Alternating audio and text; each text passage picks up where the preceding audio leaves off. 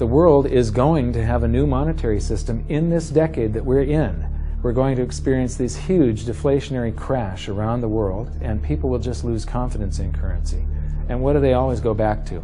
Throughout history, time after time, for the last 5,000 years actually, they always go back to gold and silver. We are entering a period of financial crisis that is the greatest the world has ever known. The wealth transfer that will take place during this decade is the greatest wealth transfer in history. Wealth is never destroyed, it is merely transferred, and that means that on the opposite side of every crisis there is an opportunity. The great news is that all you have to do to turn this crisis into your great opportunity is to educate yourself. I believe that the best investment that you can make in your lifetime is your own education. Education on the history of money, education on finance, education on how the global economy works, education on how all of these guys, the central bankers, the stock market, how they can cheat you, how they can scam you. If you learn what is going on and how the financial world works, you can put yourself on the correct side of this wealth transfer. Winston Churchill once said that the further you look into the past, the further that you can see into the future. This program is all about creating your own crystal ball, being able to gaze into the future, being able to change this crisis, the greatest crisis in the history of mankind, into your great opportunity.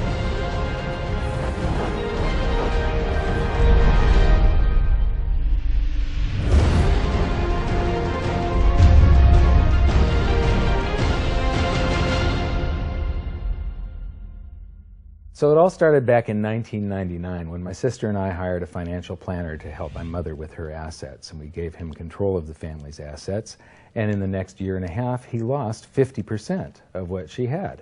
You know, he would come to us every 6 months, we'd have a meeting, and he'd have this smile on his face, just ear-to-ear smile, going, "We did really well. The S&P lost 24% and you only lost 18."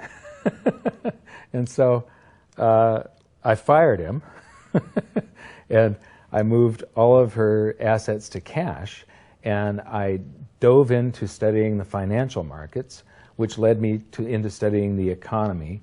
And when you start reading about the global economy, the people that are concerned with trade deficits and budget deficits, it's the hard money advocates, the gold community. And once I started reading them, they also write about monetary history, and then I really fell in love.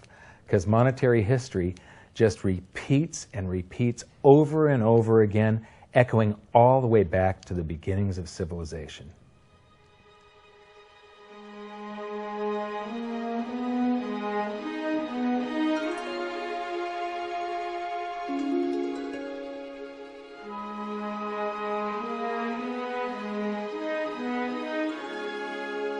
Gold and silver have been the predominant currencies for about 5,000 years, but it wasn't until somewhere between 680 BC and 630 BC that they became money. That's when they were minted into coins of equal weights somewhere in Lydia, where each coin was the same size and had the same weight. This made them interchangeable. It's called fungible. At that point, they became useful as a unit of account, a measurement. You could price a good or a service in those gold or silver coins in a certain number of them. And it was always the same for anybody whenever they were buying that good or service. But it wasn't until they made their way to the world's first free market society, the prototype of democracy, the cradle of civilization, Athens, that they exploded in use. Suddenly, money found its natural home, the free markets. Athens was the first society to have a working tax system and free markets. This enabled them to rise to the pinnacle of civilization. Their prosperity allowed them to create great works of art and achieve a level of architecture and engineering that the world had not yet seen. Here we are 2,500 years later, and people are still in awe of their achievements. It was truly a fantastic period in human history, and the Athens star shone brightly for many years. So this begs the question, what went wrong? How did such a great and powerful civilization fall? The answer lies in the same pattern that we see throughout history: too much greed and too much war. It was when the Athenians got involved in the Peloponnesian Wars, a war with Sparta, that their monetary problems began. First, they lost access to their gold and silver mines.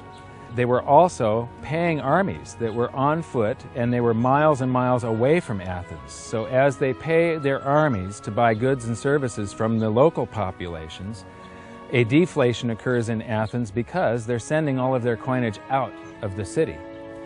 Then they started debasing their coinage to pay for the war. If you take in 1,000 coins in taxes, and then you melt those down, those gold coins, and you mix 50% copper into your gold, now you can mint 2,000 coins. So if you take in only 1,000 coins, but you spend 2,000 coins, what is that called? That is deficit spending. Athens began to do that during this war with Sparta. They also had these great public works, which were very expensive, and they finished the Temple of Athena Nike during the truce in the middle. There was a 6-year truce in the middle of this 27-year war. So they didn't stop their great public works and allow their market economy to heal from the expense of this war.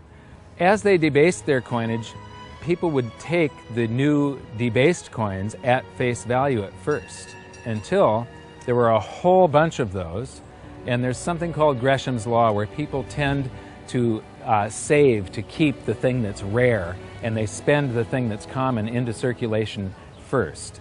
So all of the gold and silver coins started to disappear from circulation and become quite rare, and it was just these copper coins.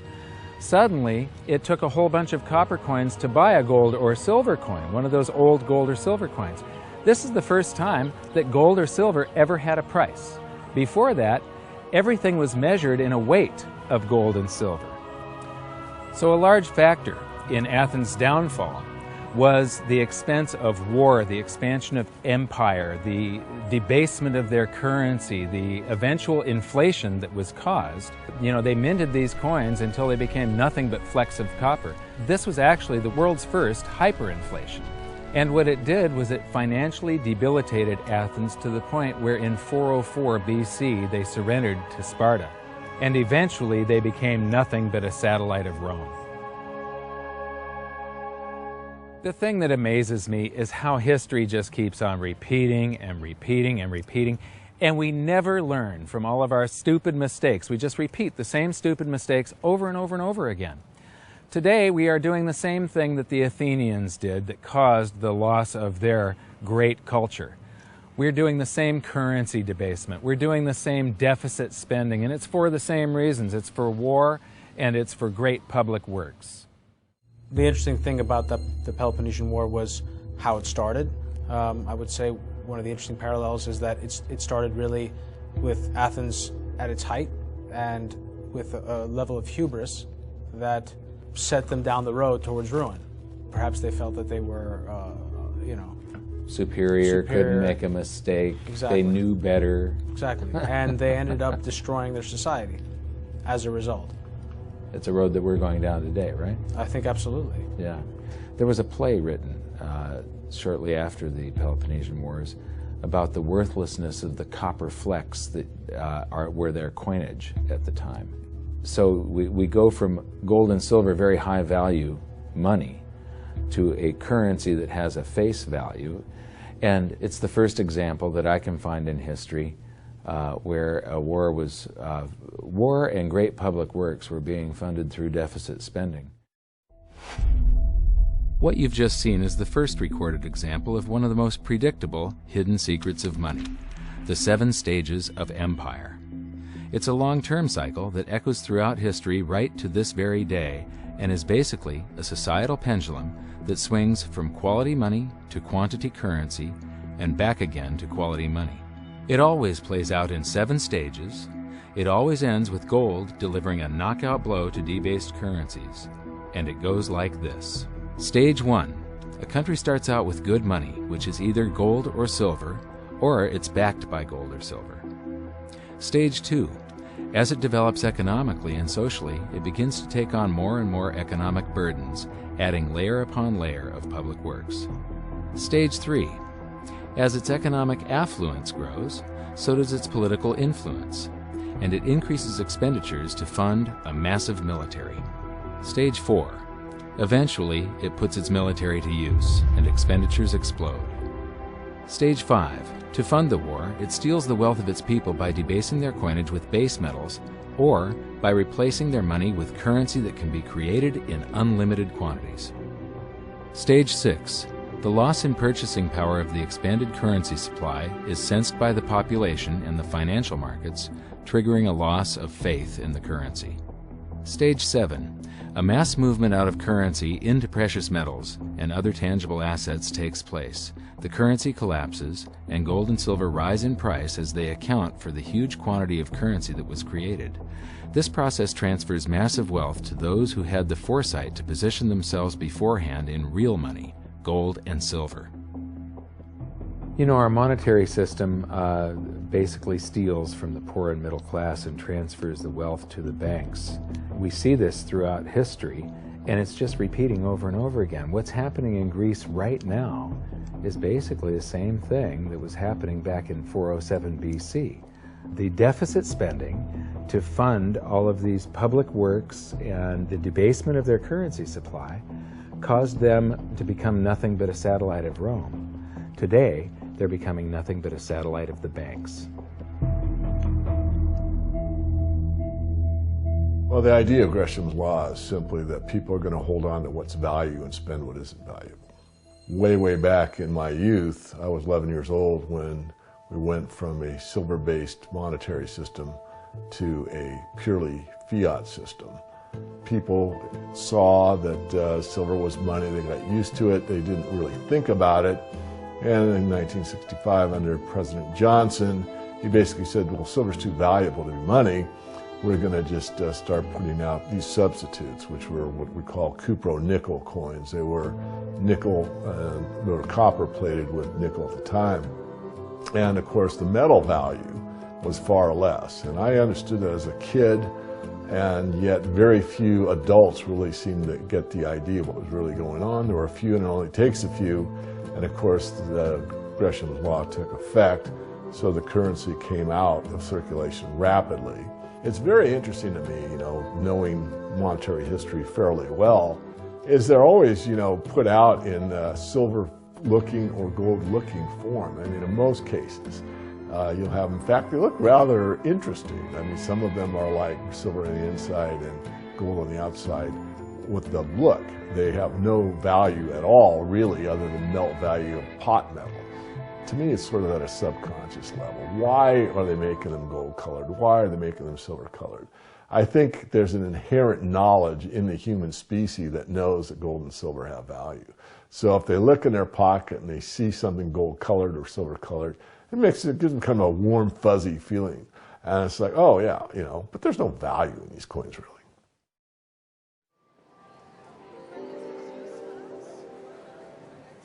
The next question is, how does this affect you? My next stop was in London, where I'd been asked to give a presentation to a group of businessmen. They wanted to understand the reason that gold had surged recently, and I explained to them that to understand gold, you have to understand monetary history. Once you see where we've come from, you can get a much clearer understanding of how the 7 stages of empire are playing out right now. We weren't allowed to show their faces, but we were allowed to film my presentation. So here it is, the last 140 years of monetary history condensed into just 10 minutes. Keep the 7 stages of empire in mind, and as you watch this, see if you can recognize the signs. Everybody thinks the US dollar is still as good as gold, and it hasn't been since 1971. This is the world monetary systems.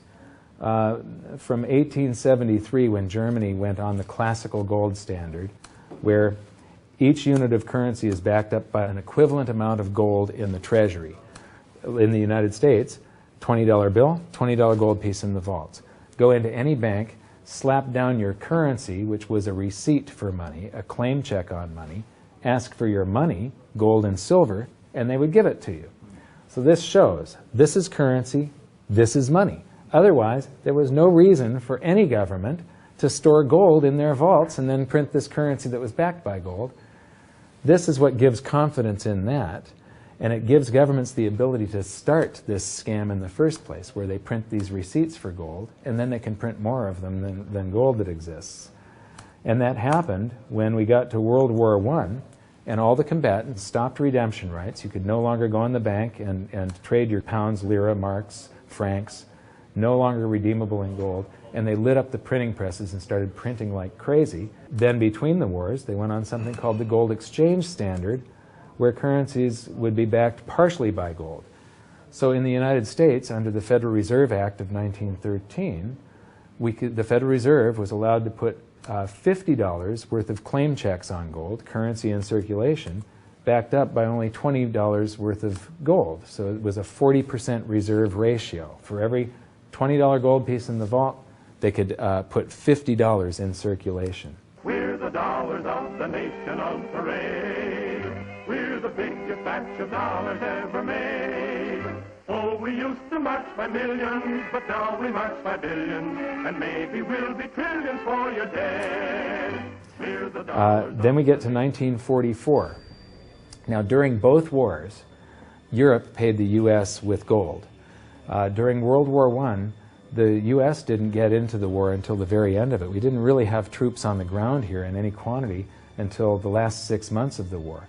So for the first 4 years or so, we're selling you, you take all of your young men off of the farms and turn them into soldiers. You take your factories that make toasters and they start making machine guns. Your factories that made cars are now building tanks. And so you turn your economy toward war, and all of your consumer goods and your grains had to be imported from the United States, and you paid us with gold. Then in World War II, Hitler starts saber-rattling in 1936, annexes Austria in 1938, invades Poland in 1939. Pearl Harbor wasn't until the end of 1941. We didn't have troops on the ground until, I believe, August of 1942. So again, there's like 6 years where you're paying us with your gold, and we're selling you stuff. This is where Americans have this myth that war is good for the economy. War is good for the economy if you're not in it and you're selling them the tools of the trade. Yes, America's national income gets bigger and bigger. In 1943, it was $142 billion. That was double the 1939 figure, triple the figure for 1933. But by the end of World War II, the U.S. had 2/3 of all the world's monetary gold, the central bank gold, and the rest of the world had to share the other third, and Europe had none. So the world monetary system was no longer going to work. It would collapse.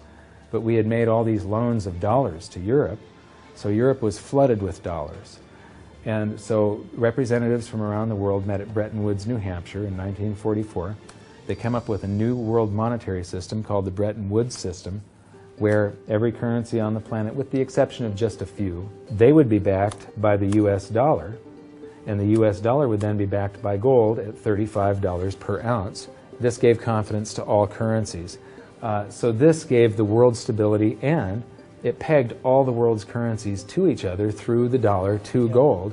So there was no such thing as the Forex. Currencies didn't float. The exchange rates were fixed year after year, and this helped to make world trade boom.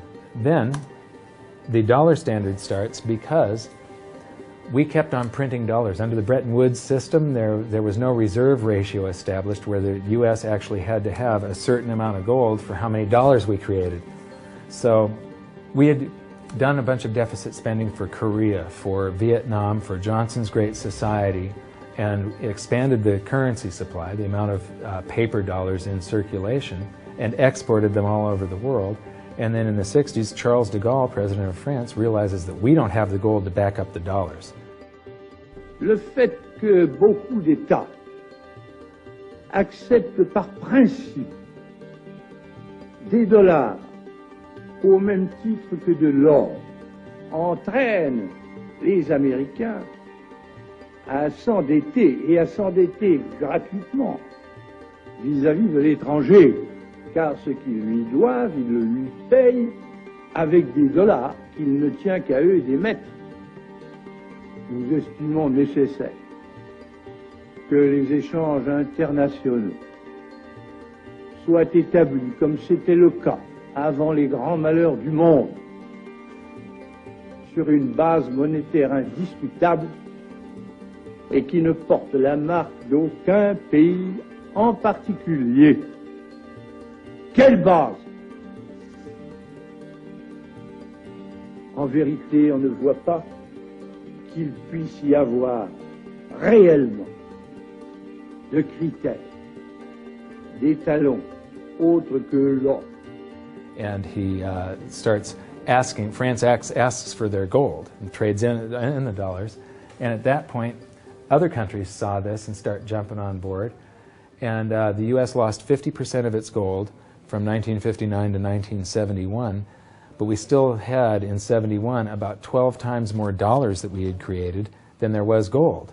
And this run on the bank, basically, the U.S. now being the bank, this is a giant worldwide bank run, because the U.S., for the second time, had committed a fraud and created more receipts for gold than there was gold.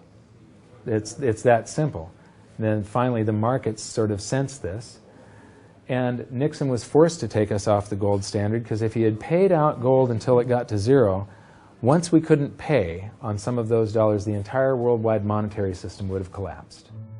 I have directed Secretary Connally to suspend temporarily the convertibility of the dollar into gold or other reserve assets, except in amounts and conditions determined to be in the interest of monetary stability and in the best interest of the United States.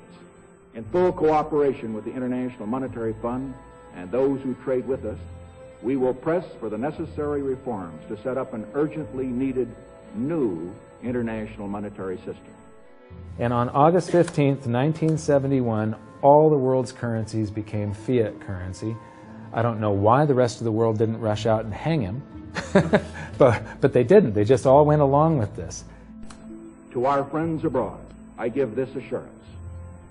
The United States has always been and will continue to be a forward-looking and trustworthy trading partner.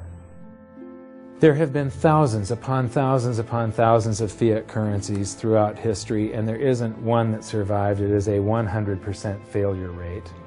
And we started this experiment where all the world's currencies would be fiat currencies simultaneously in 1971.